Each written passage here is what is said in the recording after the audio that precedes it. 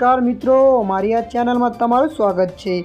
મિત્રો, કચ્છના લખપત તાલુકામાં શંકાસ્પદ મોતના કેસો સામે આવ્યા છે, જેમાં અત્યાર સુધીમાં 14 લોકોના મોત નીપજ્યા છે અને વધુ 2 લોકોના મોત થયા હોવાની માહિતી મળી છે। જોકે અત્યાર સુધીમાં 11 લોકોના રિપોર્ટ આવ્યા હોવાનું જિલ્લા કલેક્ટરે જણાવ્યું છે। ત્યારે મિત્રો, મળતી માહિતી અનુસાર આપણે જણાવી દઈએ કે કચ્છમાં શંકાસ્પદના કેસમાં મૃત્યુના અંક ફરી એકવાર વધ્યા છે। જિલ્લાના લખપત તાલુકામાં શંકાસ્પદ મોતના કેસો સામે આવ્યા હતા, જેમાં વધુ 2 લોકોના મોત થયા છે અને માહિતી મળતાની સાથે તંત્ર પણ દોડતું થયું છે।